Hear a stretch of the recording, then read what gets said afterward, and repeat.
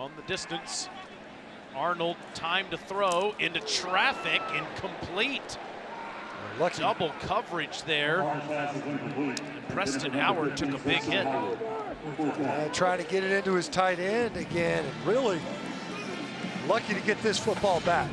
It looked like this was going to be intercepted before Howard comes in. You see a good job breaking on the football by, looked like it was Nehemiah Chandler. It was. Got an update on Blaine? Not yet. Better as of Saturday, but nothing definitive that he can play. I just haven't gotten the information. It's not been told to me yet. We did see Ty for a little bit, so it seems like he's trending the right way. Yeah, I mean, there's some stuff you're trying to protect someone physically and also, play-wise. When you can't practice, last thing I want to do is put a guy out there 30, 40 times, expose him to some bad plays, and then there goes his confidence. You gain your confidence in practice and communicating and doing things correctly, and I just feel like it's best for him to get healthy too. Just putting the last game to bed, what did you see that you liked from that game? I saw a conscious effort to keep things in front, keep things simple.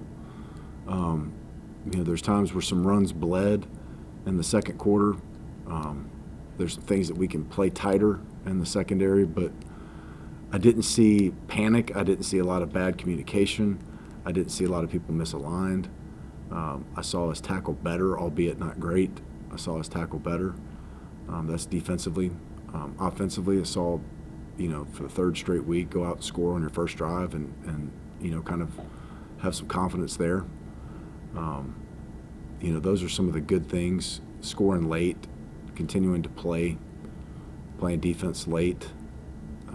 Regardless of who went in the ball game, we played a lot of subs, a lot of good quality depth.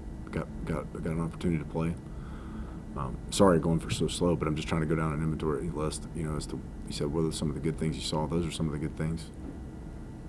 Coastal this week, obviously they're coming off a shutout, but they're making progress. Yes, they are, and I know Tim well. I know Derek Wareheim, offensive line coach, well. Worked with Derek at Houston. Know Tim from being in the state of Texas. He was a great high school coach and offensive coordinator in Nebraska and Texas, and have a lot of respect for him and his programs and the way he does things. And people have pride. We're not the only football team that has pride. We're not the only locker room that has pride. And right now, the reality is we're on a 2-game losing streak, and so we got to find a way to win, and that's it. You are what your record says you are. We got to find a way to win. That's the bottom line for us. You guys have only been penalized 7 times in 3 games, which is obviously quite a leap from last year. How much of an emphasis was that, and how good is that to see? We just got to keep going. This is like about the time you start reflecting and looking at all that stuff and taking inventory is about the time you start doing it really poorly. Like, stop. Like, let's go. Let's keep working. Let's keep getting better. Let's focus on what the hell were those 7 penalties. Not how good is it that we have 7 penalties. But what the hell were those? Why do we have 7? Let's figure out that. Let's ask those questions and figure out a way to make ourselves better as coaches and players and all that stuff. We're 1-2. We got to find a way to win a ball game in this conference, and that's the reality of it. I know these kids are hungry. I am too. Coaches are. So we're excited to get started.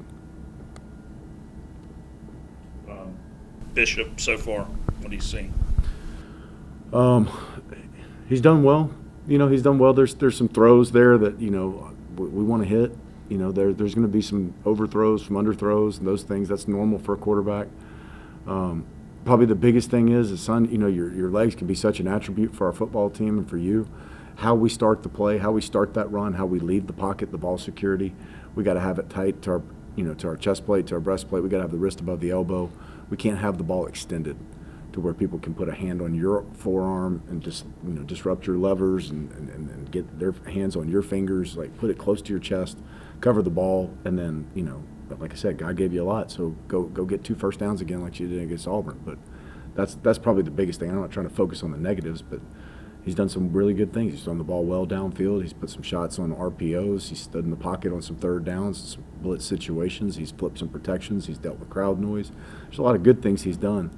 But like we talked about offensively and defensively, some of the things that we need to fix it has nothing to do with Tulane or Morgan State or Auburn. These are things that are going to plague us the rest of our season, and we've got to go apply, our medicine 3 or 4 times a week, Tuesday, Wednesday, Thursday, Friday, to make sure it doesn't show up on Saturday. And unfortunately, it's just a part of who we are, and that's part of it. Ball security is always going to be something on offense. Tackling is always going to be something on defense. You're never going to just wake up one day and say, I don't fumble the ball anymore because of this, or I can always tackle because of this. So we've got to continue to focus on those things, and sometimes it gets a little boring and a little monotonous doing the same things, but you got to do the right things right day in and day out, if you want to get that paycheck on Saturday. And so that's what we're talking about as a ball club, is just, are you depositing real money or fake money? Because Saturday it's going to come true. Just overall from the Auburn game, what'd you see? Yeah, proud of how they fought. Thought they did a great job fighting. Made some good halftime adjustments that, really worked out for us. Run game bled a little bit early on. The big thing for me early was that 4th down. We gave up that 4th down conversion. The next play was the big ball to Cam. If we can get him off the field on that 4th down, who knows what happens in terms of that. Was just, thought we tackled better than we had in previous weeks, which I was proud of. We still got to continue to grow that as a skill, and it's something that we always got to get better at. But I thought, the guys didn't back down. It was a big stage. It was a lot of fun. I thought the guys played really, really hard. We've got to use that second half to springboard into conference play. Obviously, that's this week. What do you see with Coastal? Yeah, they're gonna stretch us in terms of the 10 pictures and things like that, where they're gonna put the ball on the perimeter. I think they're starting to figure out who they are as an offense with Hudson playing quarterback. I mean, they've got great skill players. The running back, Simpkins, is a really good player. Can hit some home runs on the perimeter with Washington and Graves. I think both of those guys are really, really, really good football players. They put one up. I think they had a holding call, but they put one up to Washington, or Graves won on the big deep ball that got caught against ECU.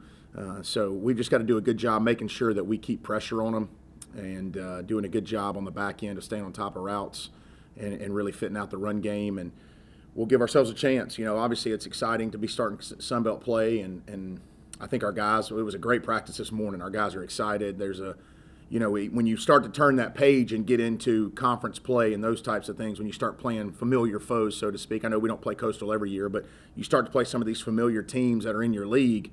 Now the guys, they may know a couple of the guys or whatever the case may be, and it brings a lot of intensity. So excited for this week. We got to put the work in. We were talking this morning.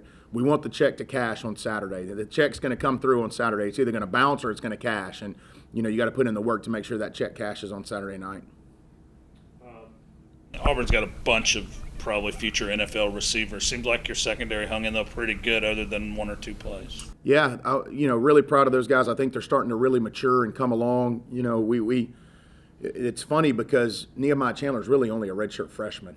So just some of those guys, as they continue to play, I think there was one down on they tried to run a double move. Javon Henderson stayed on top of it. We brought a pressure from the boundary. They tried to run a double move to the field. We stayed on top. The one go ball down there and the fade ball in the end zone where Javon, they tried to make a big circus grab, and he was in his chest, and I think that was good. There were a couple of plays they got us, the one deep ball, and then they got us one on a missed tackle on a quick out over there on their sideline. But I thought they did a great job. The thing that we've got to continue to do, like I was saying earlier, is springboard off of that and gain that confidence, and now push forward into the coming weeks of, being able to say, hey, like, you've been on that stage with an SEC team, a really good team, a top 25 team, and now let's take that and push that forward and push the envelope even harder.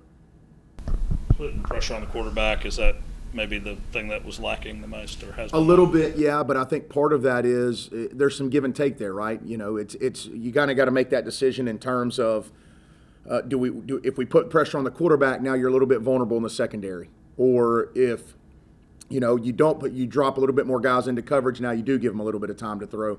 And I thought there was a good balance of that. Just looking back at the game, I thought there was a really good balance of that. We were able to send what we call simulated pressures, where we're really only blitzing 4, but it may be a different 4 than the 4 D linemen. And so I thought, in terms of that, I thought our guys handled it really, really well. There were a couple times we brought pressure. We brought one into a run that we stopped, and then we brought one. They were actually trying to run kind of like a switch verts into the boundary with ball that Tyrell Johnson did a great job putting pressure in his face, and they came up short. So I think there's a good balance of that, of understanding, the pressure versus the simulated pressure versus the coverage. And we've got to continue to mix up fronts and coverages, because that, at the end of the day, we want to open and close windows for quarterbacks. And we want to run multiple fronts that confuse and really keep O-linemen on the line of scrimmage. And, that's where we're trying to, is it odd? Is it 4 down? Well, if it's 4 down, are they playing straight? Are they twisting? Is it 3 high? All of those different things, those worlds that we live in terms of our fronts, how can we manipulate those and move in and out of those on different plays along with pressures to open and close those windows on the back end to confuse the quarterback, but also keep the run game at bay as well. With those different looks, how do you feel like the guys have adjusted to acclimating to those? Yeah, good. We've been running them. You talk about, you've got winter OTAs, you got 15 spring practices, you got 16 summer OTAs, you got 25 fall camp practices, and now we're on week 3. And the easy part for us is everything's word associated. So when you come in and say, hey, this is just like that, it's pretty easy for them to pick it up. And so with all of those reps, we've got so many banked reps of those things that I feel like they've done a really, really good job with it. When you watch film, what'd you see? You were super proud of how hard the guys played and how hard they fought. A little disappointed you only punted once in the game and didn't score more points. That kind of, we got to quit having the same conversations here on Mondays. We can't get down there and turn the ball over and then not convert, not get more touchdowns, because we drove the ball well, we moved the ball, we possessed it. That was one of the biggest things we wanted to do, was take care of the ball and hold it longer than them and keep their offense on the sideline. We did that, but we can't have the 2 turnovers, and we can't settle for the field goal, down in the red area. That was probably the biggest things that showed up. But there was a lot of good things too. I thought Bishop did a lot of really good things, made some things happen. I thought we ran our gap schemes pretty well, and the receivers had a couple nice plays. It's the most we've seen Keenan Phillips involved so far. Just talking about what he brings to the table. Yeah, it's just another. It's the other guys are kind of downhill, hard, pounding, hard runners, and he's a little bit more, can do stuff on the perimeter, can make a guy miss. So it was good to get him in there, and I think we'll continue to have him become, more and more a part of the offense. I guess kind of the same question with Jeremy Scott. Saw him had a touchdown, had a couple of big catches against Tulane. Just seems like maybe he's a matchup problem. That he's a big matchup problem. I think him and Jenkins have kind of been rotating. They play about the exact same amount of plays, and they both play super hard, and they both do things well. And it was great to see him make that catch for a touchdown, and then it was good to see Jenkins make the 2 catches he made. So it was good to see, somebody besides Boyson and Igor make some plays. So that was good. That was really good. What do you see, Coach? They're that 3 high safety look. Kind of the Rocky Long, I think, is the one that started it all many years ago. But he did a great job at Louisiana Tech, their defense coordinator. They were really good on defense there, and it's kind of a new group of guys. He brought number 18 with him. That's probably their best D lineman, Campbell. He can really come off the edge. He's got good movement. He's got good twitch. But they're gonna try to keep number 6, that middle safety, freed up to run and go sideline to sideline to make the tackles. Just like when it was very first originated with Rocky Long, that was Brian Urlacher at New Mexico doing that. So they try to keep that guy unblocked and have him go make a bunch of plays, and we just got to find out different schemes and different ways to get him blocked, and then run the ball well and take care of it and go score a lot of points.